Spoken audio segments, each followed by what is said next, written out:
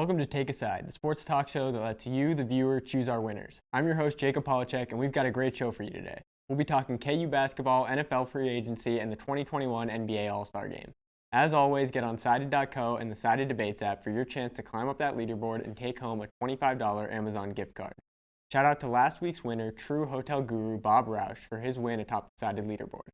With the 2021 NBA All-Star Game set to take place on March 7th, many, including Lakers star LeBron James, are saying that the NBA is taking an unnecessary risk by hosting an All-Star Game during the COVID-19 pandemic. I'm joined by Blake Sevenbergen and Matt Manier to debate whether or not the NBA should host an All-Star Game in 2021. This topic has been really controversial as of late.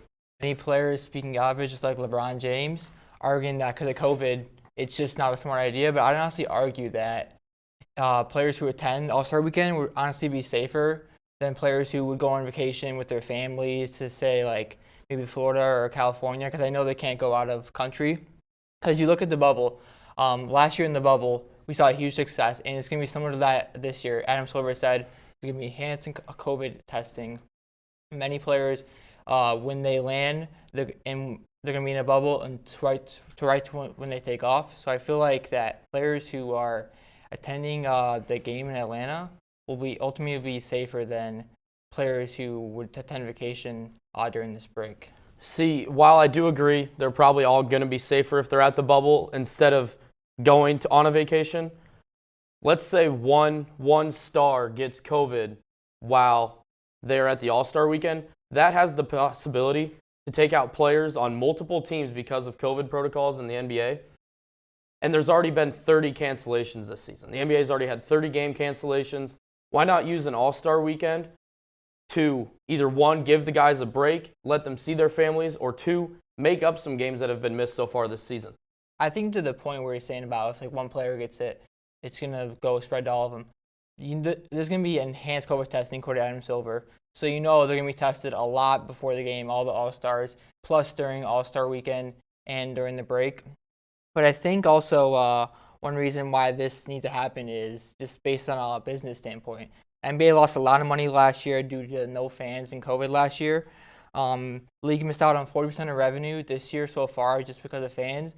So I feel like, especially with the more people probably going to be tuning in on TV, a lot of money is there on the line. I think NBA needs to take it because they're ultimately a business, and we saw many businesses go down under last year. So I think NBA is making the right move, even though it's controversial. I think just from a money standpoint, it needs to happen. Yeah, I mean, I agree. Money is, obviously the NBA needs to make money after how the last year is gone. But multiple stars have said, we don't want to do this. We want a break. I mean, Kawhi Leonard came out and literally said, this is a money grab by the NBA. LeBron James does not want to play. Giannis echoed that, does not want to play. The NBA also, Adam Silver said the All-Star Game is their biggest fan engagement weekend of the year, but there's no fan engagement for the weekend when it's a one-day thing and there's no fans. I mean, why do the All-Star Game with no fans and only have it in one night instead of making a whole weekend out of it? Adam Silver, he was on the Inside NBA on TNT last week, and he talked about this issue where he's saying they brought a topic about, there's going to be no fans there. But he said but only about 1.1% of people impacted by All-Star Game are actually there. Because you have so much people that are watching on TV, participating in voting, stuff like that. So even though there's not going to be any fans, actually there'll be 1,500 fans. There'll be healthcare workers, which is a great idea, plus people from HBCU colleges. So even though there's going to be not like a ton of fans, I think fans are going to really tune into this event and really make a difference in this event. I agree. I think it'll be a huge ratings weekend for the NBA. Highest probably ever. Yeah, NBA will make a ton of money ratings-wise, but at what expense? Like I said, there have been so many negative things going on in the world right now. The NBA has had so many pauses, cancellations game-wise, that the players want to break, and many players have said they want to break. They're at the point right now where they feel like an All-Star Game is the NBA not caring about the players and only caring about the money. I feel that's just a good point. I feel like just to the fan side, we saw last year the All-Star Game was a huge success, especially since they changed the format. I believe it's going to be the same this year. So just based on a fan's perspective, it's going to be really interesting to watch because the amazing players. And just like the last year, the ending to the game was amazing. So I feel like this is going to be fun to watch, even though very controversial. I'm so excited to see what's going to happen. Hopefully nothing goes bad. Hopefully no positive COVID tests, especially all-star caliber players. But yeah, we'll see. Yeah, I'm excited to see how it turns out. I'm excited to see what happens with the players, and we will be back after a break. Where you go to college makes a statement about you. This place will become a part of you, your identity for life.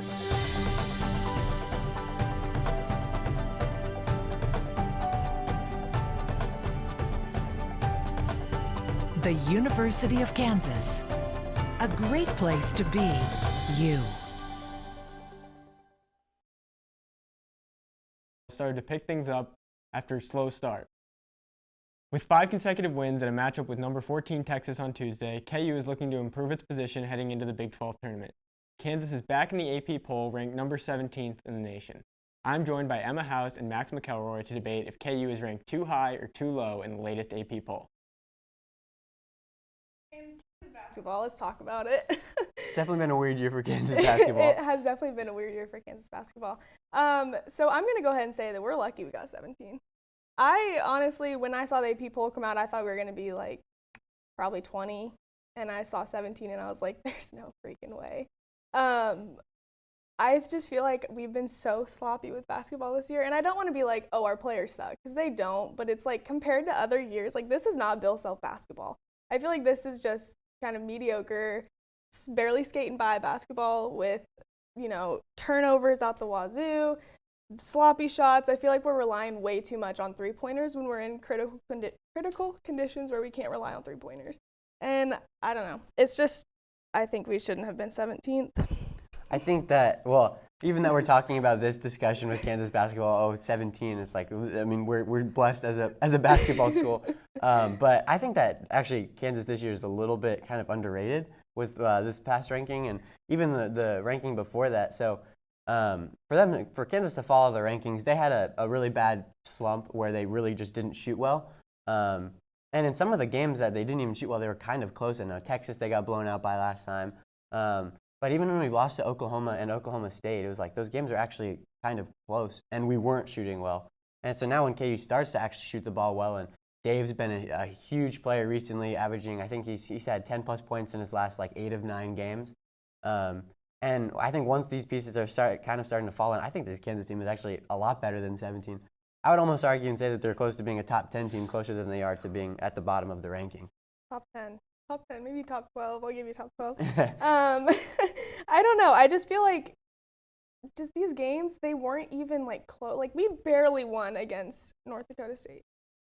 Why are we barely winning against that kind of team when it's Washburn we blew out of the water? Why is it we've never really considered ND State a competition to us, and now we're struggling to get by. And I feel like we've been doing that with a lot of teams. If you look at a lot of our scores, a lot of them are within just a couple of possessions, and I feel like they shouldn't be just a couple of possession games. They should be, 60, 80. Yeah, and I mean, that North Dakota State game, I mean, obviously it was weird, but it was the beginning of the year. But I think KU right now, I think they're honestly getting punished for having just a tough schedule. I mean, the Big 12 and the Big 10 are, I think, far and away the two best basketball conferences this year. And so I think you're punishing KU for playing really good games. I mean, starting the year off with Gonzaga, obviously, you chalk that in the lost column. But I think just them having that tough of a schedule and to be now have 17 wins and most wins in the Big 12, and then also have the most ranked wins in the entire country. This team is better than number 17 overall. Like I said, I'll give you top 12 maybe. So are you thinking they're going to win against both Texas and Baylor, or just one? I think they're going to split. I think that they could beat either team. I think that they're going to beat Texas. I just don't think there's no way Texas can shoot the way that they did last game, because that team shot 71% from three-point range, and I just don't see that happening again. So I think that KU can get the win here, boost them, and then they're only a game and a half behind Baylor in the Big 12 conference.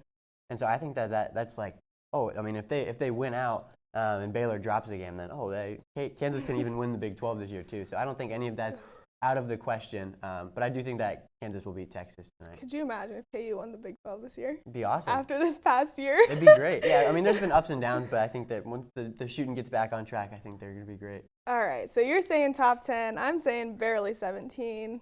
I don't think we're going to agree on this one. Nah, but yeah. we will be right back after this break. Where you go to college makes a statement about you. This place will become a part of you, your identity for life.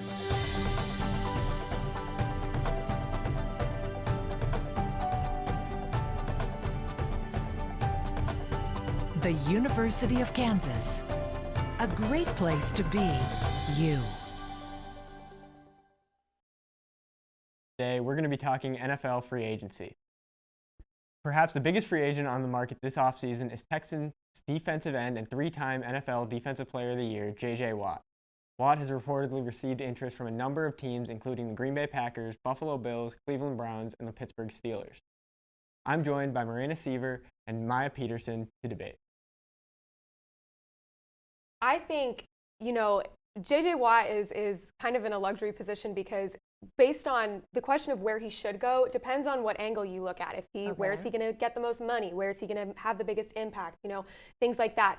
But I think the team that is the most likely contender at this point for him is where he should go, and that's the Green Bay Packers. First of all, it's his hometown team. He talks about how he, wore his Brett Favre jersey on Sundays and things like that. He spends a lot of time there in the off season. That's where his family is, in Wisconsin anyways. He, of course, was a Badger. And so it's kind of like the Trevor Bauer going home to LA type thing if J.J. Watt were to sign with Green Bay. Plus, he would be a fit there. They need an edge. They're in win-now mode. They're a championship-adjacent team, so they would pay him, and he's going to ask for money. And yes, they're like $12 million over cap space, I think, right now. But there are a couple moves that they could make to clear it up. They need an edge. J.J. Watt would fit there. It just kind of seems like this perfect thing for him, to go to Green Bay, and that's they've kind of emerged as the front runner to pick up JJ, and I think right now that's where he would fit the best.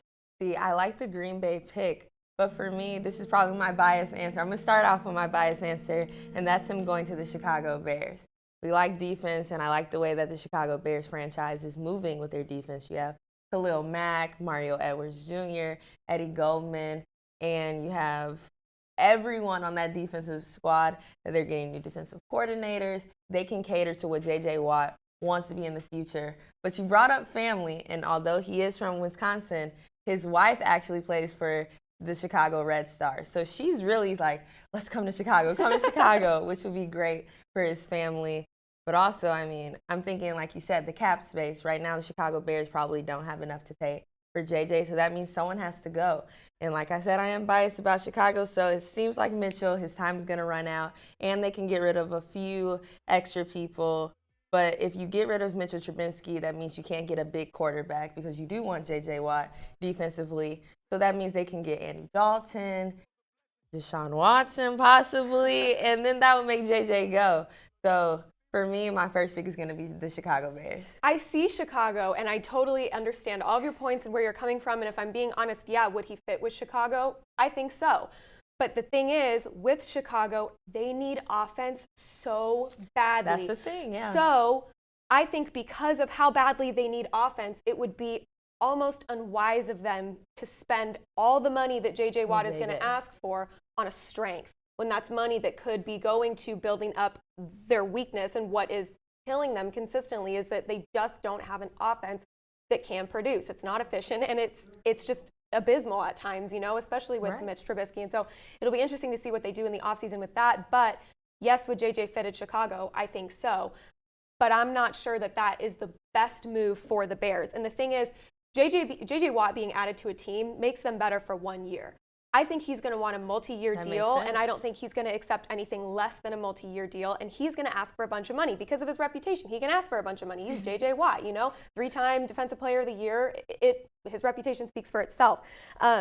But I think, again, it makes a team better for 1 year, but then they're going to have a dead contract for the remainder of the time that they sign him for, because he's really just, a pass rusher, run stopper now. He's in decline, and he's injury prone, and he's expensive. And so, again, that's something that, teams have to consider. But it is, the reputation of having J.J. Watt that allows him to be able to ask for a big contract. And if you're looking at a team like, I don't know, Indianapolis, that has like $60 million in cap space, if J.J. Watt wants to go to the team where he's going to make the most money, that's where you go, because they can pay him. They can afford to pay him.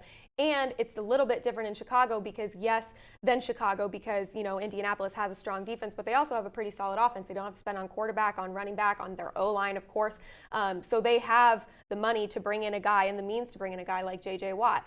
So I don't know. It'll be interesting to see where he goes. And again, the answer of where he should go changes based on what you're looking at. If it's where he's going to get the money, most impact. Like if he wanted to make the biggest impact, he could go to Tennessee because their front four is the definition of rough. So if he wants to make a huge impact, he could go to a team like that. But I still think, when we come out of free agency and J.J. Watt has signed with the team, I think he's going to be with Green Bay. I just think he's going to go home. They need an edge. He would fit there. They're a championship adjacent team, which of course has to be attractive to a guy like J.J. Watt, who, knows what it's like to play in the playoffs and knows what it's like last year, to be the bottom of the barrel. And I don't know. I just see him at Green Bay.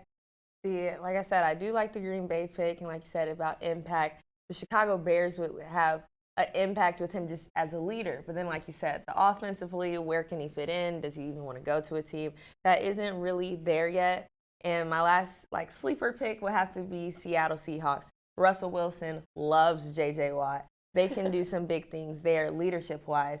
And J.J. Watt, how long is he even going to be in the NFL remaining years? So going to the Seahawks can maybe help him tag along some other people. And on the defensive end, him and Chris Dunlap could go crazy, honestly. Yeah, I could see Seattle. I could also see Arizona in the front office making a sneaky little play for him. Chandler Jones was up on Twitter as soon as J.J. Watt posted that video saying he's leaving Houston, like, hey guys. And his old friend D-Hop plays there. And the Cardinals front office is all in, as we know. So it'll be interesting to see where he goes. I'm excited. I don't think there's a right answer of where is the best for him, because again, it changes based on what you're looking at. But we'll just have to see where he ends up. Yes, well, Jacob, how do you feel about this? Because it's not as heated because things are undetermined right now. But how do you feel, and where do you think J.J. Watt can end up? Well, as a Packer fan, I'd love to see him in the green and gold, but they also have to re-sign Aaron Jones, so we'll see what happens there. And that's all the time we have for today. As always, head over to Sided.co and the Sided Debates app for your chance to climb up that leaderboard. Also, be sure to follow us on Instagram and Twitter at TakeaSideKU. For all of us here at TakeaSide, I'm Jacob Polachek, and we'll see you again soon.